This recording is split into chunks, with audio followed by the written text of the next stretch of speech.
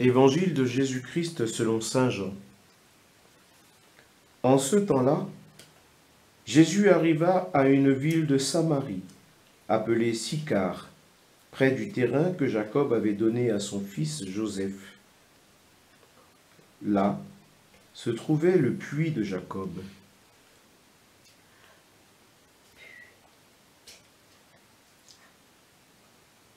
Jésus, fatigué par la route, s'était donc assis près de la source. C'était la 6e heure, environ midi. Arrive une femme de Samarie qui venait puiser de l'eau. Jésus lui dit : « Donne-moi à boire. » En effet, ses disciples étaient partis à la ville pour acheter des provisions.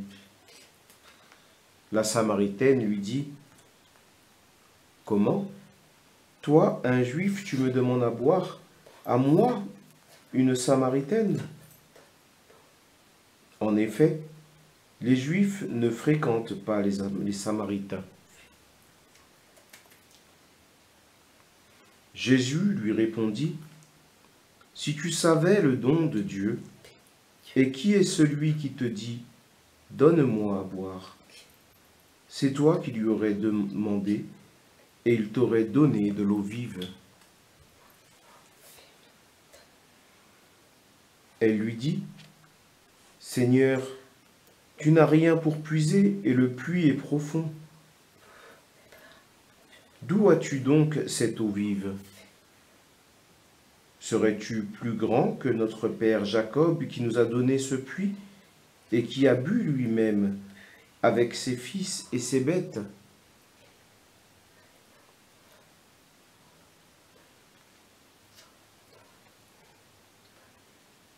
Jésus lui répondit : « Quiconque boit de cette eau aura de nouveau soif. Mais celui qui boira de l'eau que moi je lui donnerai n'aura plus jamais soif. Et l'eau que je lui donnerai deviendra en lui une source d'eau jaillissante pour la vie éternelle. »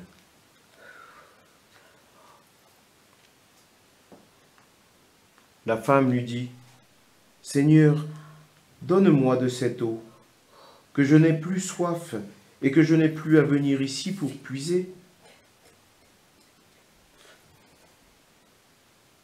Jésus lui dit : « Va, appelle ton mari et reviens. »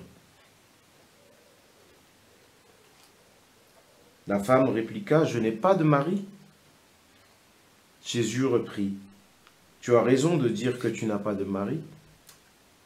Des maris, tu en as eu 5. Et celui que tu as maintenant n'est pas ton mari. Là, tu dis vrai. » La femme lui dit : « Seigneur, je vois que tu es un prophète. Eh bien, nos pères ont adoré sur la montagne qui est là. Et vous, les Juifs, vous dites que le lieu où il faut adorer est à Jérusalem. » Jésus lui dit : « Femme, crois-moi, l'heure vient où vous n'irez plus sur cette montagne, ni à Jérusalem, pour adorer le Père. Vous adorez ce que vous ne connaissez pas. Nous adorons ce que nous connaissons, car le salut vient des Juifs. Mais l'heure vient, et c'est maintenant, où les vrais adorateurs adoreront le Père en esprit et vérité.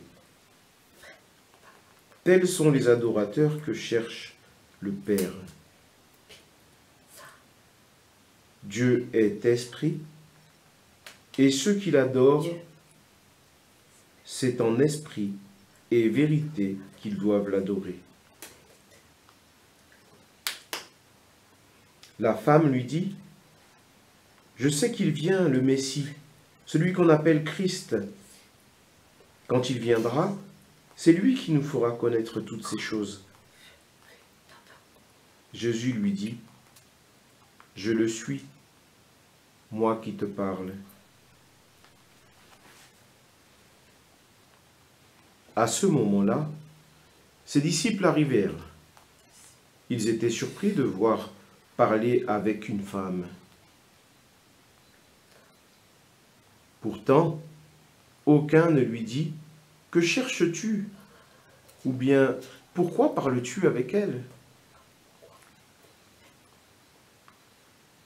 La femme, laissant là sa cruche, revint à la ville et dit aux gens « Venez voir un homme qui m'a dit tout ce que j'ai fait. Ne serait-il pas le Christ ?» Ils sortirent de la ville et se dirigèrent vers lui.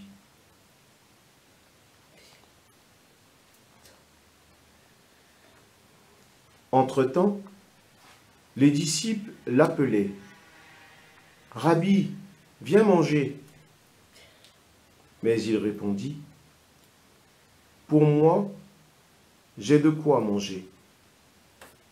C'est une nourriture que vous ne connaissez pas. » Les disciples se disaient entre eux, « Quelqu'un lui aurait-il apporté à manger ?»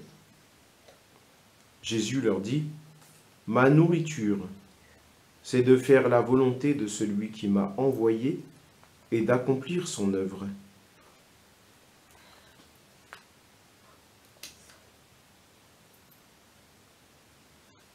Ne dites-vous pas, « Encore 4 mois et ce sera la moisson ?»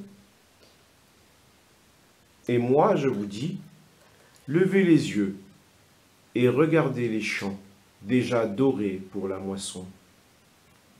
Dès maintenant, le moissonneur reçoit son salaire. Il récolte du fruit pour la vie éternelle, si bien que le semeur s'en réjouit en même temps que le moissonneur. Il est bien vrai le dicton, l'un sème, l'autre moissonne. Je vous ai envoyé moissonner ce qui ne vous a coûté aucun effort. D'autres ont fait l'effort et vous en avez bénéficié. Beaucoup de Samaritains de cette ville crurent en Jésus à cause de la parole de la femme qui rendait ce témoignage. Il m'a dit tout ce que j'ai fait. Lorsqu'ils arrivèrent auprès de lui, ils l'invitèrent à demeurer chez eux. Il y demeura 2 jours. Ils furent encore beaucoup plus nombreux à croire à cause de sa parole à lui. Et il disait à la femme, « Ce n'est plus à cause de ce que tu nous as dit que nous croyons. Nous-mêmes, nous l'avons entendu, et nous savons que c'est vraiment lui, le Sauveur du monde. »